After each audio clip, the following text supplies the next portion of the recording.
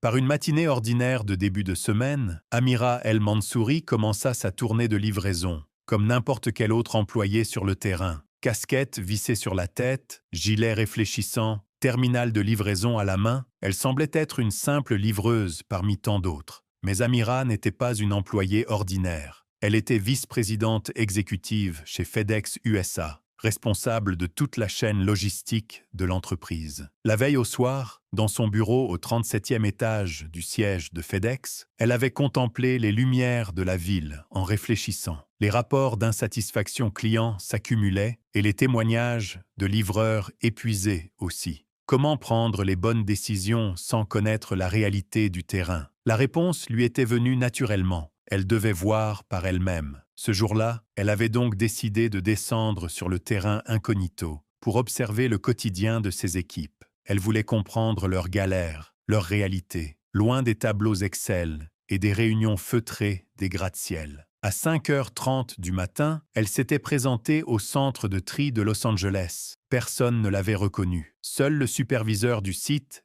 était dans la confidence et lui avait remis une tenue standard, un badge au nom de Amira M. et une feuille de route pour une tournée ordinaire. Déjà, elle avait ressenti la douleur dans ses jambes après seulement 3 heures de travail. La chaleur commençait à être étouffante dans la camionnette sans climatisation. Elle comprenait maintenant pourquoi tant de livreurs souffraient de problèmes de dos, d'articulation. Le vent soufflait doucement dans les rues calmes d'un quartier huppé de Los Angeles. Villas de luxe, voitures de sport alignées dans les allées, pelouses manucurées comme des tapis de golf. C'est ici que se trouvait la prochaine livraison. Amira gara la camionnette blanche et descendit avec un colis lourd sous le bras. Ses bras la faisaient déjà souffrir, mais elle refusait de se plaindre. C'était là le quotidien de milliers de ses employés. Elle sonna au portail, essuyant une goutte de sueur qui perlait sur son front. Une voix grésillante se fit entendre à l'interphone. « Oui, c'est pourquoi. Bonjour, livraison FedEx. J'ai un colis pour Monsieur Blake Harris. Signature obligatoire. » Un silence. Puis une voix sèche, agacée. « Déposez ça. J'ai pas que ça à faire. Il n'y a pas besoin de signature. »« Je suis désolé, monsieur,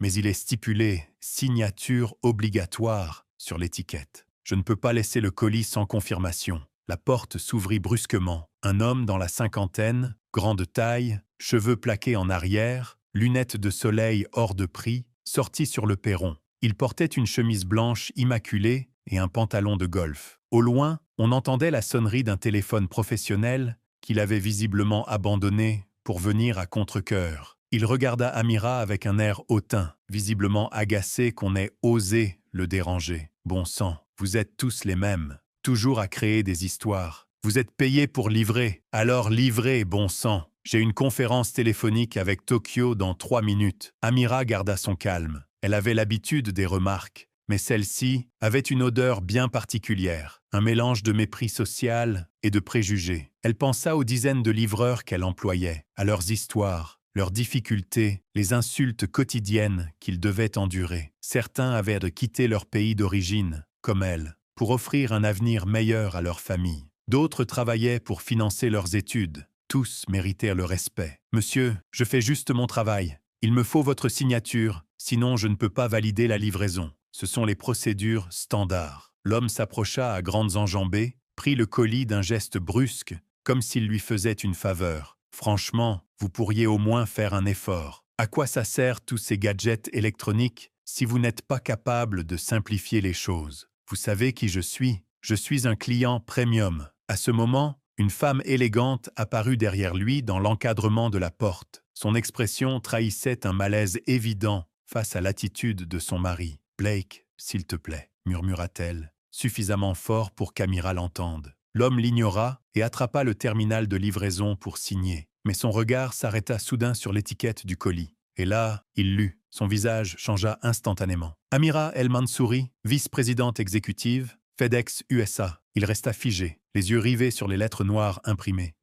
Quoi? Amira releva les yeux vers lui, calmement, presque avec compassion. Elle retira sa casquette, laissant apparaître son visage complet. Même sans maquillage et en tenue de travail, quelque chose dans son regard, dans son maintien, trahissait maintenant sa véritable position. « J'aime savoir comment mes équipes sont traitées. Aujourd'hui, j'ai voulu vivre ce que vit l'un de mes livreurs chaque jour. Et savez-vous ce que j'ai découvert depuis 5h30 ce matin? Que certains de mes employés font face à ce genre d'attitude plusieurs fois par jour. Le silence s'abattit. L'homme recula d'un pas, déstabilisé. Il tenta un sourire maladroit, balbutia quelques mots. Je savais pas. Je veux dire, c'est pas ce que je voulais dire. J'étais juste pressé avec cette conférence. Mais Amira ne cherchait pas d'excuses. Peu importe qui je suis. Ce que vous avez dit, c'est ce que vous auriez dit à n'importe qui portant ce gilet. Et c'est bien ça, le problème. Ces personnes que vous regardez à peine, elles ont des noms, des histoires, des familles. Certains ont des diplômes universitaires, d'autres ont fui des pays en guerre. Tous méritent votre respect,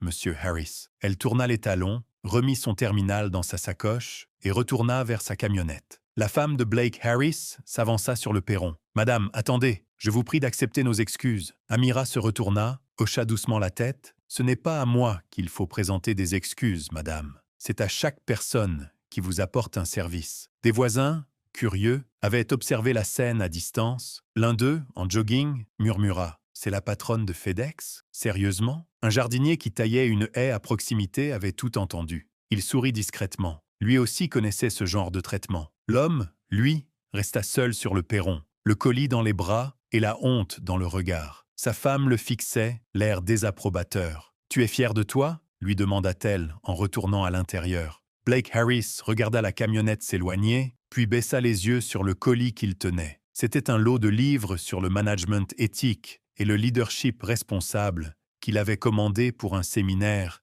qu'il devait animer la semaine suivante. L'ironie de la situation ne lui échappa pas. Ce soir-là, Amira retourna à son bureau avec des ampoules aux pieds, des douleurs dans le dos, mais surtout avec une vision claire de ce qu'elle devait changer dans son entreprise. Des formations sur le respect des clients, oui, mais aussi une meilleure reconnaissance pour ses livreurs, des équipements plus adaptés et une campagne de sensibilisation auprès du public. 3 mois plus tard, FedEx lançait une campagne publicitaire intitulée « Derrière chaque livraison, il y a une personne ». Blake Harris, lui, avait envoyé une lettre d'excuse au siège social de FedEx, accompagnée d'un don conséquent pour le fonds d'aide aux employés de l'entreprise. Ce jour-là, il avait pris une grande leçon d'humilité. Et Amira, elle, avait trouvé un moyen de changer les choses, une livraison à la fois.